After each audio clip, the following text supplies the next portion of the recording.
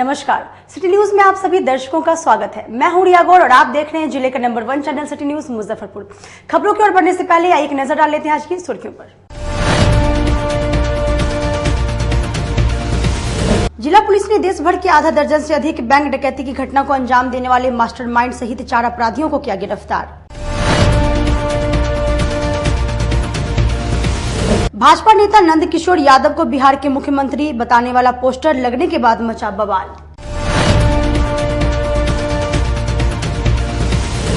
और विश्व हिंदू परिषद के केंद्रीय मंत्री पहुंचे जिले में, बीएचपी कार्यकर्ताओं ने किया भव्य स्वागत। तो ये थे आज के मुख्य समाचार। अब खबरें विस्तार से। जिला पुलिस को मिली बड़ी कामयाबी। देश भर में आधा दर्जन बैंक डकैती घटना को अंजाम देने वाले गिरोह के मास्टरमाइंड सहित 4 शातिर अपराधियों को हथियार के साथ गिरफ्तार किया। जिले में बढ़ रहे राष्ट्रीयकृत बैंकों और माइक्रो फाइनेंस संस्थानों में लूट की घटनाओं पर रोक लगाने के उद्देश्य से एसएसपी जयंत कुमार के नेतृत्व में छापेमारी दल का गठन करते हुए सभी कांडों के सफल उद्भेदन और मास्टरमाइंड की गिरफ्तारी को लेकर छापेमारी की गई। छापेमारी के क्रम में विशेष टीम में शामिल city SP Neeraj Kumar, DSP west Krishna Murari Prasad, DIU प्रभारी संजीव शेखर झा, मोतीपुर थानाध्यक्ष अनिल कुमार और डीआईयू मधुसूदन कुमार ने सूचनाओं के आधार पर गिरोह के 4 टॉपर अपराधियों को हथियार के साथ गिरफ्तार कर लिया। काटी थाना क्षेत्र के कुशीहरपुर गांव निवासी बिट्टू ठाकुर उर्फ अभिषेक कुमार, जितेंद्र ठाकुर उर्फ झुन्नू ठाकुर, काटी थाना क्षेत्र के पानापुर गांव निवासी रजनीश कुमार और सदर थाना क्षेत्र के पताही गांव निवासी गौरव उर्फ राजा ठाकुर को 7.65 mm की 3 पिस्टल और 6 कारतूस के साथ गिरफ्तार किया गया है। इन सभी टॉप वांछित अपराधियों की संलिप्तता दर्जनों बैंक और सीएसपी लूट में रही है। एसएसपी जयंत कुमार ने बताया कि देश भर में 1 दर्जन से अधिक बैंक डकैती के मास्टरमाइंड सहित अभी तक गिरोह के करीब 35 सदस्यों की गिरफ्तारी हो चुकी है, पर आज गिरफ्तार ये चारों अपराधी बेहद शातिर हैं। ये गिरोह आपस में व्हाट्सएप कॉल का प्रयोग कर बैंक लूट की योजना बनाते थे। इन्होंने अभी तक 68 लाख रुपए विभिन्न बैंकों से लूटा है। आधा दर्जन बैंकों में बैंक डकैती कर चुके और 40 से ज्यादा बड़ा बैंक डकैतों का ग्रुप बना चुके कुख्यात अपराधी बिट्टू ठाकुर, झुन्नू ठाकुर और रजनीश, जिसे मुजफ्फरपुर पुलिस ने पिछले 24 घंटे में लगातार कई दिनों की कार्रवाई के पश्चात में सिटी एसपी मुजफ्फरपुर श्री नीरज कुमार और उनकी टीम के सहयोग के द्वारा गिरफ्तार किया है। और इसने 1 दर्जन से अधिक बैंक डकैतियों एवं हत्या की साजिशों में अपनी संलिप्तता स्वीकार की है। इस प्रकार अपराध को रोकने में पुलिस को एक बड़ी सफलता मिली है। और जब इससे पूछताछ की गई तो इसने कुल बैंक डकैतियों में, जिसमें इसने 90 लाख से ज्यादा रुपए डकैती में लूट और डकैती में प्राप्त किए, उसके बारे में पुलिस को अहम सुराग मिला है। इस प्रकार पुलिस को एक बड़े बैंक डकैती ग्रुप का खुलासा करने में सफलता मिली। क्या बरामदगी इनके पास? अभी तक के जो इससे पूछताछ की गई है, इसने अपराध के दौरान जो हथियार है वो 4 हथियार बरामद किए गए हैं और इसके अलावा गोलियां बरामद की गई हैं। इसके अलावा इसका जो 1 दर्जन से अधिक जो लूट की घटनाओं एवं बैंक डकैतियों की घटनाओं में जो ये शामिल रहा है, उसमें इसने अपनी संलिप्तता स्वीकार की। सर, मुजफ्फरपुर ऑपरेट कैसे करता था सर? ये मुजफ्फरपुर के किन किन कांडों में इनकी संलिप्तता? ये लोग अपनी पैसे का उपयोग कहाँ करते थे? पिछले 1 साल से पुलिस को इसमें मुजफ्फरपुर में हुए फिनो बैंक डकैती, bank of India, SBI bank में डकैती, इसके अलावा कुरियर कंपनी के साथ में हुई डकैतियों में इसकी तलाश थी पुलिस को। और ये अपराध करने के बाद में ये जगह छोड़ करके कलकत्ता में, दिल्ली में और देश के अन्य इलाकों में चले जाते थे। पुलिस की टीम ने सिटी एसपी मुजफ्फरपुर के नेतृत्व में एक टीम बनाई। टीम ने कई जगहों पर लगातार इसके ऊपर छापेमारी की, जिसके पश्चात में इससे सफलता मिली। गैंग सर ऑपरेट कैसे करता था? ये जो इस गैंग का सरगना है बिट्टू ठाकुर और झुन्नू ठाकुर, ये दोनों जो मुजफ्फरपुर और उसके आसपास के क्षेत्रों में जो भी बैंक लुटेरे हैं, जो पूर्व में वांछित रहे थे या फिर वो कुछ बैंक डकैती कर चुके थे, उन लोगों को ये लोग अपने गिरोह में शामिल करते थे और उसके बाद में ये उनको कांटेक्ट करते थे। कभी व्हाट्सएप के माध्यम से कांटेक्ट करते थे या दूसरे भी साधनों से कांटेक्ट करते थे। इसके अलावा ये बैंकों का एक वीडियोग्राफी भी बना लेते थे, जिससे जो है व्हाट्सएप के जरिए आपस में उस बैंक डकैती की योजना में उसको पूरा प्लान करते थे और उसके बाद में ही करते थे। ऐसी सूचना है, इस तरह की सूचना है कि दूसरे ग्रुप के द्वारा अगर कोई बैंक डकैती किया गया, उससे भी जो है कि ये लेवी के रूप में पैसा मांगते थे, ऐसी सूचना है। उसमें हम लोग कार्रवाई कर भी रहे हैं। जहाँ तक इनका आपका कहना है कि भू माफियाओं से इनके संपर्क में, भू माफियाओं के संपर्क अभी तक के अनुसंधान में नहीं आया है। अभी सीनियर सर ने जैसे बताया कि ये ग्रुप जो है काफी टेक्निकली साउंड ग्रुप था और ये अपने जो है कि अन्य सदस्यों को भी टेक्निकली साउंड करते थे। पहले बैंक का रेकी करते थे और वहां से वीडियोग्राफी उसका बनाते थे और उस वीडियोग्राफी को अपने ग्रुप के हर सदस्यों के पास व्हाट्सएप के जरिए भेजते थे और उसके हिसाब से ये प्लानिंग करते थे कि कैसे ये जाएंगे। गाड़ी मुहैया कराने से लेके हथियार मुहैया कराने से सारा लीडरशिप जो है बिट्टू ठाकुर और झुनझुन ठाकुर का रहता था। रजनीश ठाकुर अन्य ग्रुपों के सदस्यों के साथ वहां पहुंचते थे और इस तरह की घटनाओं का अंजाम देते थे। राजा की गिरफ्तारी के बारे में राजा इनके सहयोगी थे, इनकी गिरफ्तारी किया गया है, जो सदर थाने से जेल जा रहे हैं। पर किन थाना क्षेत्रों से इन लोगों की गिरफ्तारी हुई है? ये तीन जो हमारे हैं, बिट्टू, झुनझुन, रजनीश, इनकी गिरफ्तारी जो है कि पश्चिम बंगाल से इनकी गिरफ्तारी हुई है और राजा की गिरफ्तारी बिहार से हुई है। जिले में विश्व हिंदू परिषद के केंद्रीय महामंत्री मिलिंद परांडे पहुंचे। बीएचपी के कार्यकर्ताओं ने भव्य स्वागत किया। जवाहरलाल रोड स्थित चैंबर ऑफ कॉमर्स सभागार में विश्व हिंदू परिषद के केंद्रीय महामंत्री मिलिंद परांडे का विश्व हिंदू परिषद के सदस्यों ने भव्य स्वागत किया। इसके पश्चात उन्होंने संगठन के कार्यों की समीक्षा एवं राष्ट्रीय एवं सामाजिक विषयों पर कार्यकर्ताओं को संबोधित किया। इसके बाद प्रेस वार्ता के दौरान उन्होंने कोरोना संक्रमण को लेकर लगाए गए लॉकडाउन के दौरान विश्व हिंदू परिषद के कार्यकर्ताओं द्वारा जरूरतमंद लोगों की सहायता की सराहना की। जगन्नाथपुरी की जो रथ यात्रा निकली है उसको माननीय सुप्रीम कोर्ट ने पहले अनुमति नहीं दी थी, मगर विश्व हिंदू परिषद सहित हिंदू समाज के अन्य वर्गों ने भी सुप्रीम कोर्ट में जिसको संशोधन याचिका यानी मॉडिफिकेशन पिटीशन फाइल की थी और यह बहुत आनंद का विषय है कि उस पिटीशन के कारण से जो हिंदू समाज के सभी लोगों ने प्रयास किया, पूज्य संत जैसे पूज्य निश्चलानंद जी महाराज जो अपने जगतगुरु हैं, गोवर्धन पीठ के पूज्य जगतगुरु शंकराचार्य जी हैं, वैसे ही गजपति जी महाराज और केंद्र सरकार सब लोगों के प्रयत्न से, संपूर्ण हिंदू समाज के प्रयास से उस रथ यात्रा को एक बहुत बड़ा यानी प्राचीन जो परंपरा थी जो खंडित होने वाली थी वो परंपरा कायम रही। वहीं उन्होंने सीएए की जरूरत पर बल देते हुए कहा है कि भारत में इसकी बेहद आवश्यकता है। इस दौरान वीरेंद्र विमल क्षेत्रीय मंत्री, राजकिशोर प्रांत मंत्री, कृष्ण मुरारी भरतिया जिलाध्यक्ष, नीरज शर्मा महामंत्री, राहुल ठाकुर महानगर संयोजक सहित विहिप और बजरंग दल के कई सदस्य मौजूद रहे। सीएए का संबंध किसी की भी नागरिकता छीनने से नहीं है, ये अपप्रचार है। इसीलिए मैंने कहा कि झूठे नेतृत्व को दूर करना चाहिए।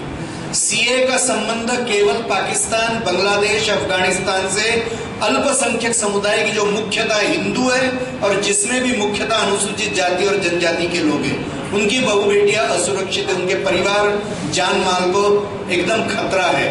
ऐसे करोड़ों लोग जो भारत में आए उनको नागरिकता देना और यह नेहरू लियाकत अली के साथ में जो दोनों के माध्यम से जो एक एग्रीमेंट हुआ था उसके अनुसार भारत का यह दायित्व है कि वैसी नागरिकता देना। इसका संबंध भारत के मुसलमानों से कहां पर भी नहीं है, क्योंकि भारत का मुसलमान तो पाकिस्तान से संबंध बताता नहीं है। इसलिए वो तो पाकिस्तान के जो नागरिक थे, बांग्लादेश के नागरिक थे, अफगानिस्तान के नागरिक थे, जो शरण लेने के लिए भारत में आए, उन्हीं के संबंध में कानून है। किसी का भी कानून छीनना, की बात सीए में नहीं है। ये बात तो सदन में गृह मंत्री ने भी कही थी, उसके बावजूद एक भ्रम फैलाया गया कि ये नागरिकता छीनने इसलिए मैं कह रहा हूं कि उसको दूर करने के लिए 20 मिनट समाज ने, हम बता रहे हैं, देखिए समाज तो मान रहा है, इसलिए समाज ने स्वागत किया, मगर समाज में हिंदू समाज के विरुद्ध आक्रमण करने या हिंसा करना, ऐसे सोच रखने वाले मुसलमानों का एक तबका है, कम्युनिस्ट विचारधारा के अनेक संगठन हैं और अपनी खुद की ऊंची राजनीति, स्वार्थी राजनीति करने की इच्छा रखने वाले अनेक राजनीतिक दल हैं। यह समाज को संभ्रमित कर रहे हैं। देश के कानून के विरुद्ध ऐसा संभ्रम जो फैला रहा है, उसके लिए हिंसा कर रहा है। पतंजलि द्वारा कोरोना से बचाव के लिए दवा की घोषणा किए जाने को लेकर तमन्ना हाशमी ने स्वामी रामदेव और आचार्य बालकृष्ण के ऊपर मुजफ्फरपुर न्यायालय में परिवाद दायर किया। बुधवार को अहियापुर थाना क्षेत्र के भिखनपुर निवासी तमन्ना हाशमी ने स्वामी रामदेव और आचार्य बालकृष्ण के ऊपर मुख्य न्यायिक दंडाधिकारी के न्यायालय में कोरोना से बचाव की दवा क्रोनिल को लेकर आयुष मंत्रालय द्वारा प्रशंसन खड़ा करने के बावजूद किए गए दावे को लेकर परिवाद दायर किया। मैंने आज मुजफ्फरपुर के सीजीएम कोर्ट में पतंजलि के संयोजक और पतंजलि के चेयरमैन बाबा रामदेव ये और स्वामी बालकृष्ण जी पे मुकदमा दायर किया है। मुकदमा इसलिए दायर किया है कि उन्होंने कोविड-19 की जो दवा बनाई थी बिना आयुष मंत्रालय को सूचना दिए हुए, इसलिए आयुष मंत्रालय ने उनके प्रचार पे रोक लगाई है। उन्होंने ये जो दवा बना के इसका प्रचार करके देशवासियों को लूटने का काम किया है, देशवासियों को गुमराह करने का काम किया है, उनको धोखा देने का काम किया। क्योंकि आप सोचिए कि ये 7 दिन में इसको ठीक करने का दावा कर रहे हैं, कैसे कर सकते हैं जबकि इसकी कोई भी ऑथेंटिक जो है रिसर्च नहीं आई है सामने। इसको सभी सरकारी संस्थाएं नकार रही है। इसी को लेकर देश के साथ को गुमराह करने को लेकर मैंने उनको आईपीसी की धारा 420, 120B, 504 और 34 के तहत मुकदमा दर्ज कराया, जिसको माननीय न्यायालय ने स्वीकार किया और इसकी सुनवाई की तारीख 30/6/2020 को रखी है। वहीं परिवादी के अधिवक्ता सूरज कुमार ने बताया कि न्यायालय में परिवाद स्वीकार करते हुए सुनवाई की तिथि 30 जून को निर्धारित की गई है। तमन्ना हाशमी ने मेरे माध्यम से एक परिवाद पत्र माननीय सीजीएम न्यायालय में दर्ज कराया है, जिसमें धारा है 420, 120B, 270, 504/34 आईपीसी के तहत दर्ज कराया है, जिसकी अगली तिथि 30/6/2020 को मुकर्रर की गई है। 8 वर्षीय बच्चे की हत्या मामले में न्याय के लिए मृत बच्ची के परिजन अधिकारी के कार्यालय का चक्कर लगा रहे हैं। देखिए ये रिपोर्ट। एक तरफ बिहार के मुखिया बिहार पुलिस की पीठ थपथपाते थकते नहीं हैं, वहीं सूबे के जिले की पुलिस अपनी कार्यप्रणाली को लेकर इन दिनों चर्चा में बनी हुई है।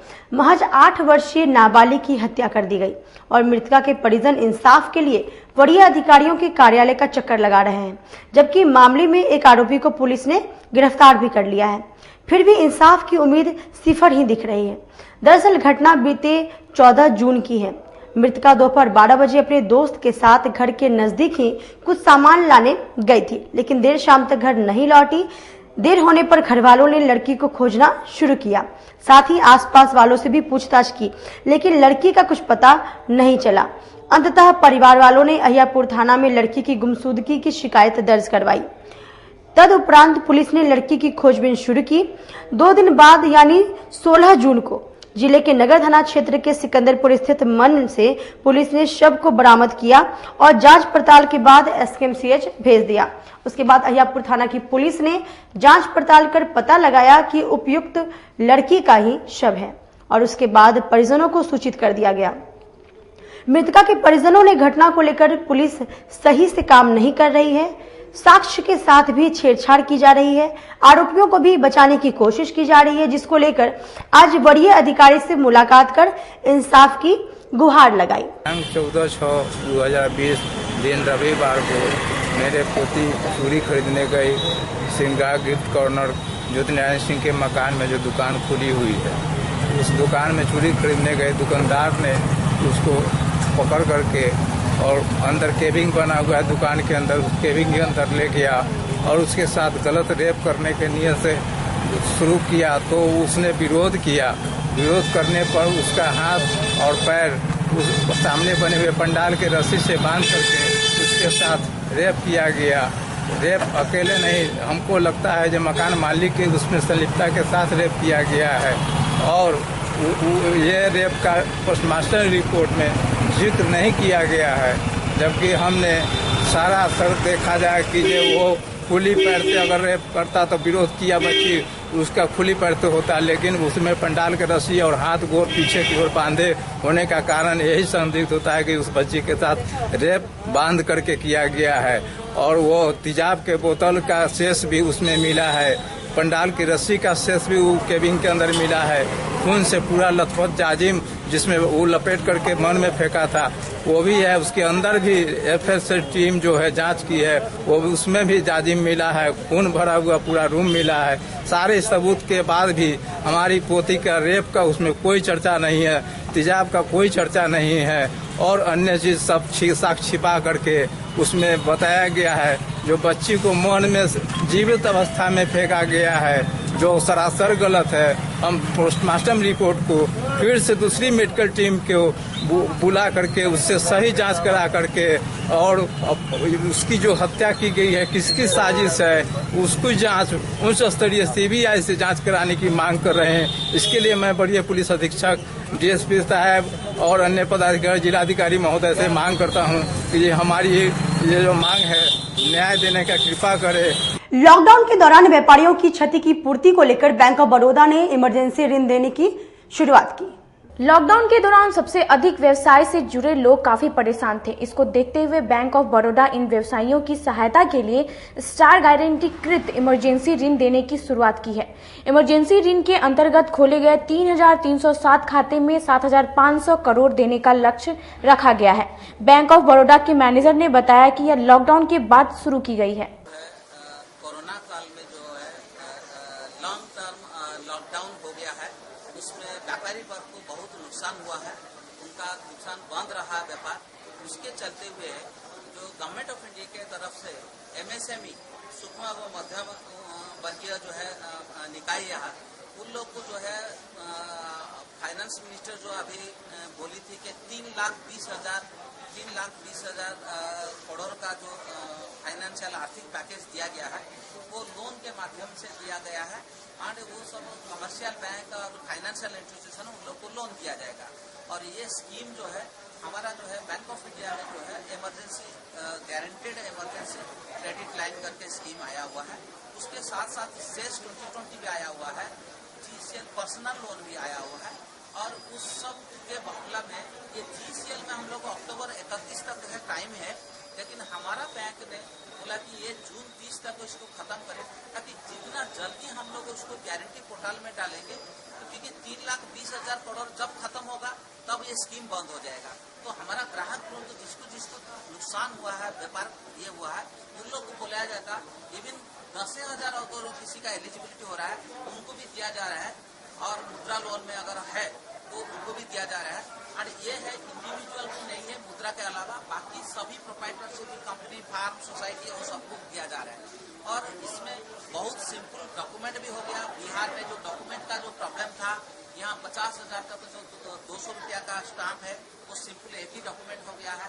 तो उसमें मैं समझता हूँ कि बैंक ऑफ इंडिया अपना मुजफ्फरपुर अंचल में हम लोग का जो है 11,079 अकाउंट एलिजिबिलिटी अकाउंट है, उसमें से हम लोग अभी जो टेंटेटिव एलिजिबिलिटी था हम लोग 3,500 कर चुके हैं और करीब 22 करोड़ लोन हम बांट चुके हैं उसी में। और आज भी योजना चल रहा है और जून 30 तक हम लोग इसको कम से कम 60 करोड़ लोन बटाने का ये लक्ष्य रखा है। उसके साथ साथ आपको पर्सनल कोविड लोन, जिसका जो है कोविड में हाउसिंग लोन कुछ गड़बड़ हो गया है और किसी का मान लीजिए सैलरी एम्प्लॉय है या कोई तनख्वाह मिलता है उसका अकाउंट हमारे पास है, उनको भी हम लोग पर्सनल लोन देते हैं। ग्रॉस सैलरी का 3 महीना का ग्रॉस सैलरी का उसमें कुछ पैरामीटर रिलैक्सेशन होकर दिया जा रहा है कि नेट टेक होम जो पहले 40% था, 30% था, जो उसको 25% कर दिया गया है। उसमें भी रेट ऑफ इंटरेस्ट भी बहुत कम है। जो आरबीआई बैंक का जो रेपो रेट बेस्ट है आरबीआई अभी 6.85 है, उसी रेट्स में भी हम लोग दे रहे हैं। तो इसी मध्य में भी सेस 2020 एंड अपना पर्सनल लोन उसी मद में भी बैंक ऑफ इंडिया अभी तक हम लोग जितना ब्रह्मऋषि समाज द्वारा भाजपा के नेता नंदकिशोर यादव को मुख्यमंत्री प्रोजेक्ट करने वाले पोस्टर लगाए जाने के बाद जिले के राजनीतिक दलों में खलबली मच गई है। बिहार में विधानसभा चुनाव के शंखनाद होने के बाद पूरे बिहार में सभी राजनीतिक दलों पर पोस्टर वार शुरू हो गया है। बुधवार को हॉस्पिटल रोड स्थित कोऑपरेटिव बैंक शाखा के बाहर भारतीय जनता पार्टी का बैनर लगा, जिसमें लिखा था कि बिहार के मुख्यमंत्री कैसा हो, नंदकिशोर यादव जैसा हो, और पोस्टर के नीचे निवेदक ब्रह्मऋषि समाज मुजफ्फरपुर लिखा था। इस पोस्टर के लगने के बाद सभी राजनीतिक दलों में खलबली मच गई। यहां तक कि जिला भाजपा के नेताओं में भी कई सवाल खड़े थे। इस सवाल को लेकर सिटी न्यूज की टीम ब्रह्मऋषि समाज के महामंत्री के पास पहुंची तो उन्होंने कहा कि यह पोस्टर फर्जी है। देखिए, आज के समय में मेरे जानकारी में तो ऐसा कोई संगठन मुजफ्फरपुर में है नहीं, और ऐसे संगठनों का वजूद तभी होता है जो संगठन बनती है दुनिया में किसी भी जाति की संगठन है, वो संगठन सिर्फ इसलिए बनाई जाती है कि वो अपने जाति और अपने समाज के विकास की बात करती है। जो संगठन ब्रह्मऋषि नाम से बनाए और वो किसी अन्य जाति, किसी अन्य धर्म के लोगों को के निर्माण की बात करें, हम समझते हैं कि ऐसे संगठन का कोई न वजूद है न ऐसा महत्व है। संगठन सिर्फ और सिर्फ इसीलिए बनाया जाता है कि अपने समाज को कैसे हम सुदृढ़ करें, कैसे शिक्षित करें, कैसे मजबूत करें, और उस समाज को देश और दुनिया के नक्शे में अपना हक कैसे दिला पाए और उसको मजबूत कर पाए। वक्त हो चला एक छोटे से ब्रेक का, लेते हैं एक छोटा सा ब्रेक। तब तक आप बने रहिए हमारे साथ, देखते रहिए city news Muzaffarpur. Career achievers आपके विश्वास पर खरा उतरने वाला कोचिंग संस्थान है। हमारे यहाँ मेडिकल, IIT, JEE तथा फाउंडेशन की तैयारी भी कराई जाती है। इसके अलावे exclusive batch JEE mains, advance की भी क्लासेस चलाई जाते हैं। छात्र छात्राओं को 100% स्कॉलरशिप की भी व्यवस्था है। यहाँ से कितने छात्र छात्राएं सफलता की सीढ़ी चढ़ चुके हैं। Classes taken by top mentors, तो हमारे यहाँ अवश्य पधारें। तो हमारा पता याद रखें, हमारा पता है career achievers, Mithanpura, near north point school, और हमारा कॉन्टेक्ट नंबर है 8002479735, या फिर आप हमें कॉन्टेक्ट कर सकते हैं 8877430251 पर। सबसे बड़ी बात तो ये है कि हम चाहते हैं कि हमारे इस मिशन में हमारे बच्चे गंगा पार करके उस पार नहीं जा पाए। यही नहीं, मिशन तो तब सक्सेसफुल होगा जब गंगा पार के बच्चे यहाँ एडमिशन लेने के लिए मार करेंगे। इसी आशा के साथ इंस्टीट्यूट तो हम लोग चला रहे हैं, अपने बच्चों को खुश करने की कोशिश कर रहे हैं। बच्चों को मैंने यही कहा है, तुम अपना समय दो, मैं तुम्हें आसमान की बुलंदियों पर पहुंचा दूंगा। मुजफ्फरपुर की शान और अपने कलाकृतियों से बॉलीवुड के स्टारों में अपनी पहचान बना चुका बाबा की दुकान लहठी भंडार पिछले 50 वर्षों से आपके पसंद का ख्याल रखती है। यहाँ से लाह की बहुरानी सेट बॉलीवुड की स्टार ऐश्वर्या राय ने अपनी शादी में पहनी थी। यहाँ से राजनीतिक गलियारों के नामचीन चेहरों की दुल्हन भी सजी थी। हमारे यहाँ शादी सेट, बहुरानी सेट, जयमाला सेट, लाह के फैंसी आइटम कुशल कारीगरों द्वारा निर्मित कराई जाती है। इसके अलावा चूड़ा सेट, कंप्यूटर चूड़ा, कुंदन चूड़ा, वाटर प्रूफ चूड़ा, सुंदरी 3 बुंदिया, बंग बंगरी, हिंगलू, तात चूड़ा, जंगली चूड़ा का भी निर्माण अपने कारीगरों द्वारा कराती है। यही नहीं, लाह से बनी कान का टॉप्स, रिंग, नथ, गला का हार, मांग टीका, पेन स्टैंड, हाथी, बिछिया, ग्लास, करा भी बनाती है। तो एक बार हमारे यहाँ अवश्य पधारे। बाबा की दुकान लहठी भंडार, इस्लामपुर, मुजफ्फरपुर। हमारा कॉन्टैक्ट नंबर है 9308620444। 40-50 साल से जो हमारी दुकान है, ये बाबा की दुकान लहठी भंडार, समझे ना, पुश्तैनी हम लोग का काम ही है। और हमारे यहाँ जो है जितने भी है, जैसे कि ऐश्वर्या राय के यहाँ लहठी गया, हमारा सचिन के यहाँ गया है, और आपके जो है तेज प्रताप सिंह, अभी लालू प्रसाद के लड़के की शादी हुई है, उसमें भी लहठी भेजा गया था।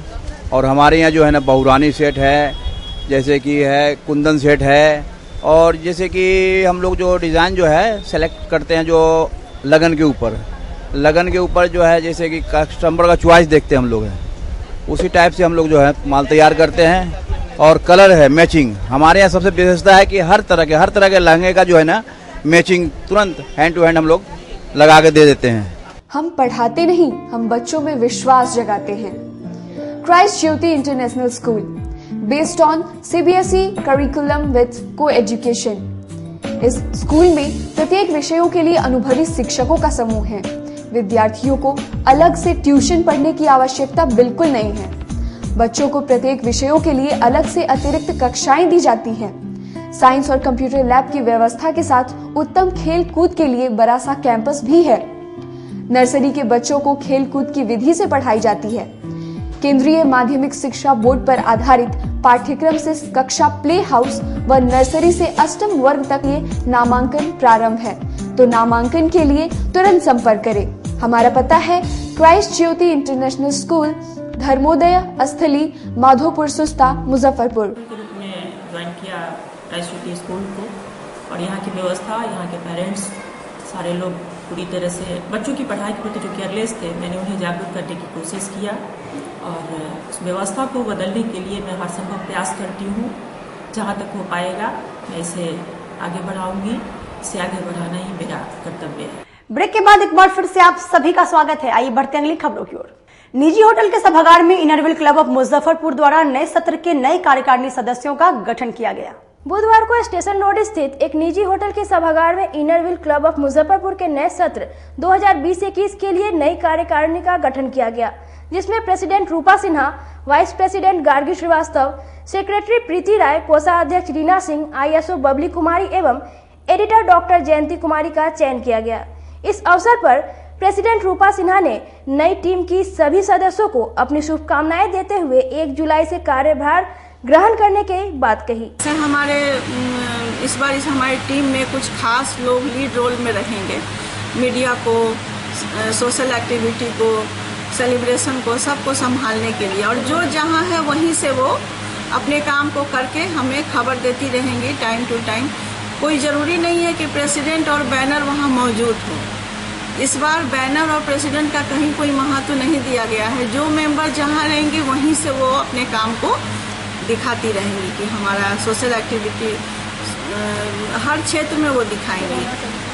कोरोना को देखते हुए, क्योंकि अभी सोशल डिस्टेंसिंग देखते हुए काम करना है, इसलिए काम रुकेगा नहीं, काम अपने रफ्तार में चलता रहेगा। और वो खास मेंबर जो लीड रोल में रहेंगी वो अपने अपने जगह में सब काम करेंगे। जैसे 1 तारीख को ट्री प्लांटेशन होता है, हम लोग का प्रोग्राम का शुरुआत होता है, तो ट्री प्लांटेशन हर मेंबर करेंगी और वो अपना एक दे देंगी, एक खास मेंबर मेरी होगी उस जगह पे, तो उनको बताएंगे कि हमने कितना ट्री लगाया, कौन सा लगाया, और मैं फलानी मेंबर हूँ, और वो सारा लोग का कोलाज बनकर एक दिन हमारे प्रोजेक्ट में दिखाया जाए।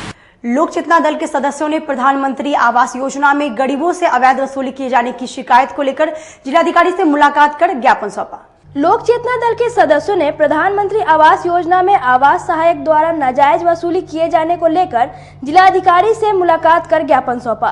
लोक चेतना दल के सदस्यों ने कहा कि आवास सहायक द्वारा गरीब जनता से अवैध रूप से वसूली किया जाता है, जिसको लेकर साक्ष्य के रूप में वीडियो भी बनाया गया है। वसूली किया जा रहा है, जो कि लाभुकों को डराया धमका करके पैसा वसूली कर रही है, और उसके कहने पर वो उल्टा धमकी हमको दे रही है कि तुम जेल भेजवा देंगे। और उसके बाद में DM साहब को आवेदन हमने दिए, 2-3 बार दे चुके हैं, लेकिन अभी तक कार्रवाई अभी तक DM साहब नहीं किए हैं। और उनका WhatsApp नंबर पर वीडियो साक्ष्य भी भेज चुके हैं, लेकिन अभी तक उनका कोई सुनवाई नहीं हो रहा है। कोल्हुआ पैगंबरपुर गांव की महिला ने पुलिस द्वारा सामने पुत्र को झूठे मुकदमे में फंसाए जाने को लेकर SSP से मुलाकात कर अपना ज्ञापन सौंपा। कोल्हुआ पैगंबरपुर गांव की मालती देवी ने अपने पुत्र को पुलिस द्वारा झूठे मुकदमे में फंसाने जाने को लेकर SSP से मुलाकात कर ज्ञापन सौंपा। महिला ने बताया कि मेरा घर अहियापुर थाना क्षेत्र में पड़ता है और कांटी थाना की पुलिस जबरन मेरे पुत्र को गिरफ्तार कर झूठे मुकदमे में फंसा दिया है। बात है, हम बोले सर मेरा जितेंद्र देवर को फंसाया गया, क्षेत्र में अहियापुर थाना पड़ता है और कांटी थाने के सर लोग उठा के ले गए, निर्दोष है, तो कभी जेल गया हुआ है? हम कहले नहीं सर, कभी नहीं हुआ।